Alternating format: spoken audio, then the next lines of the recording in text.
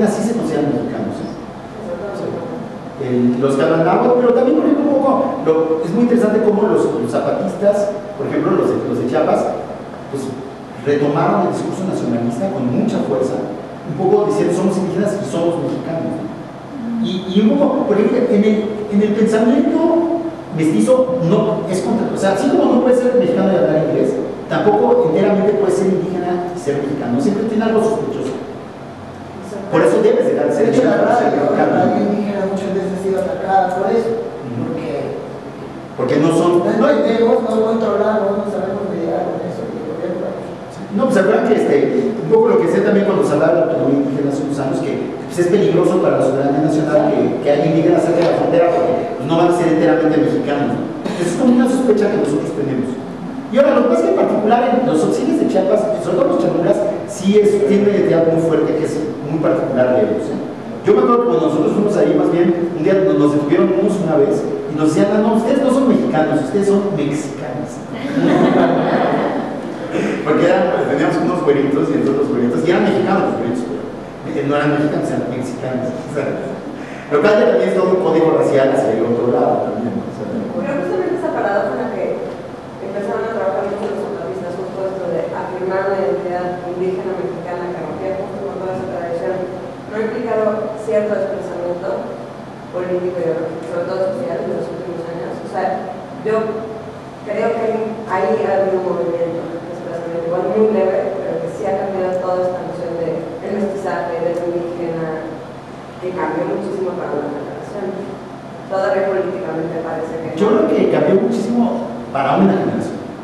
No estoy seguro que vaya a cambiar para las generaciones que vinieron después, ¿no? Porque finalmente, o sea, es una de las cosas que, justamente la verdad es que hablaba de eso en la presentación que hicimos ahí de los 90. Estuvo durísima, que yo creo que, porque después del 2000 ya no hay tema, ¿no? Entonces, para los chavos, o sea, para los que crecieron, ustedes más o menos les tocó bastante todavía lo del zapatismo, entonces, pero para los que son más jóvenes que ustedes, no existe.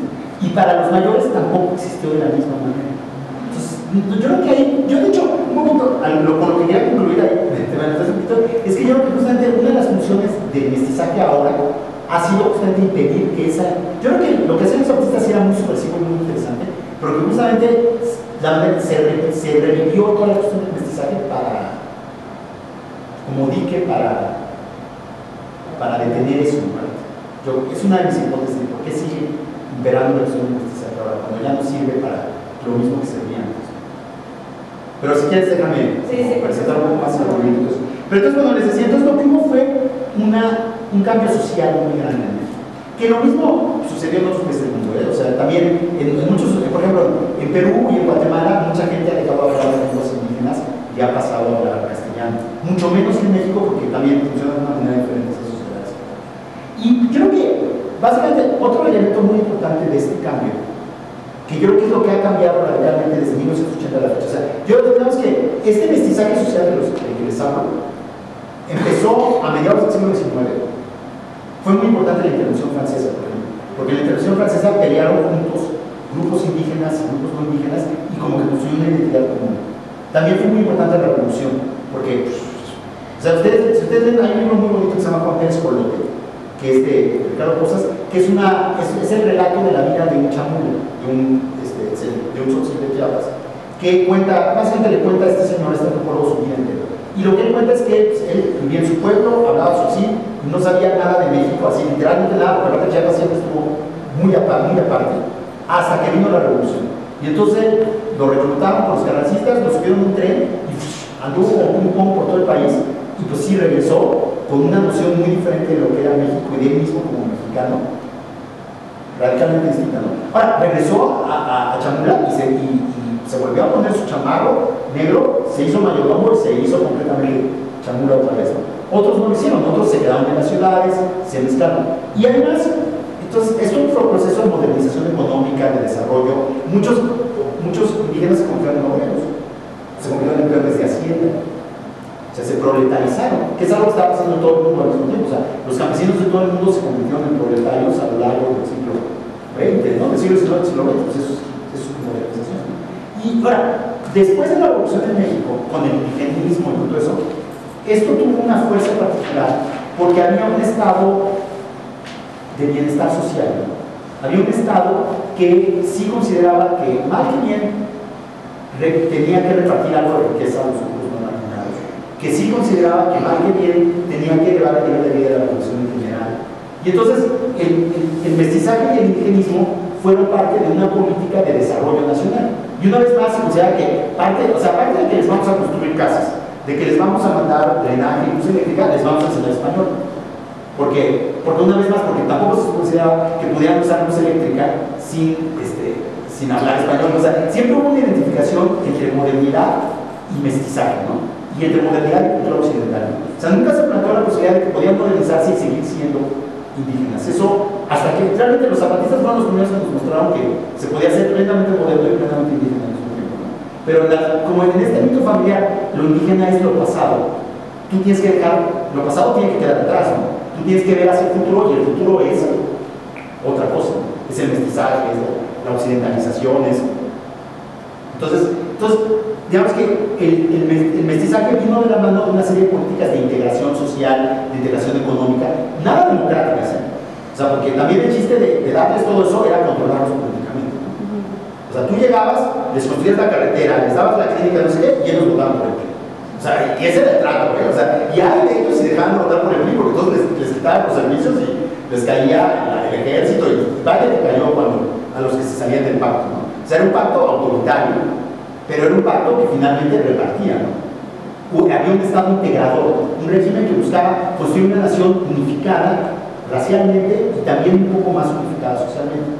Nunca enteramente, ¿no? Porque, o sea, nunca se trató de hacer una nación igualitaria, pero una nación en que los judíos estuvieran un poco menos judíos, y una nación en que los indios dejaran de ser mestizos, sí, pero que eso significara que esos mestizos, esa masa mestiza, se confundiera con la élite mestiza, tampoco, porque eso es otra historia, ¿no? Porque también, insisto, entre los mestizos hay diferencias, ¿no? No es lo mismo ser mestizo blanquito que ser mestizo, no es lo mismo ser mestizo universitario que ser mestizo albañil. No, o sea, siempre hubo esas diferencias, ¿no? Y el sistema las mantenía muy claramente a lo largo del siglo XX, ¿no? Pero de todas maneras había la idea de integrar. Lo que ha cambiado en la actualidad es que ya esa idea de integrar y esa idea de ya desapareció, ¿no? O sea, ya no es una función del Estado ayudar a la gente, ni nada, les da limosnas, ¿no? Por medio de las cosas estas de oportunidades, pero esas son un poco para que sigan siendo pobres, más que para sacarlos de la pobreza. Es una manera de que no se mueran, pero sigan siendo pobres, ¿no? Es una cosa de la pobreza. Y un poco la idea, y lo que iría de la mano con eso, es una noción multiculturalista de que sigan siendo indios, pero que se queden en su pueblo y no vengan. Que eso no ha pegado completamente, ¿no? Por una serie de razones. O sea, en Estados Unidos sí, en otros países sí, pero en México no. También es mantener esa relación, ¿no? Otra vez esa relación de poder, es decir, si tú a alguien le das algo, una dádiva, le estás mentalizando de alguna manera a que él es el miserable, ¿no? Es esa relación todo el tiempo. Aunque tú le estés dando, aunque lo estés políticamente correcto ayudando, ¿no? En realidad estás preservando ese estado de la diferencia jerárquica, ¿no? Él es el que siempre va a recibir, ¿no? Y esa persona al final va teniendo esta idea de que tiene que recibir del otro, ¿no? Que es el que tiene, que es el que acumula. Sí, y hay una cuestión de pasividad, porque aparte, ahora las nuevas dádivas del gobierno vienen llenas de condiciones, ¿no? O sea, te doy, pero te tienes que mostrar que vas a tener al doctor, que existen las vacunas, que no a la escuela, que tienes buenas calificaciones. Entonces ya es así, el Estado te controla, porque demuestres que estás usando el dinero para lo que el Estado quiere, porque no te lo dan nada más porque sí, no te lo dan. Y antes se los daban, se van a cambiar mucho esa lógica. Pero siempre interesante eso que dices, porque, ahora, y esto, ya con esto pasamos un poco a que veamos ya la sección de performance, ¿qué te parece? Y justamente me parece muy interesante que pasemos en una reflexión de en la publicidad de la televisión, ¿cuándo sale gente morena? En la México actual.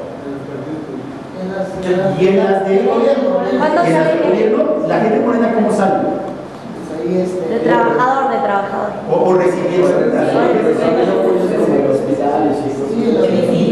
sea, fíjense cómo, y en todo el resto de la publicidad, o en el observador.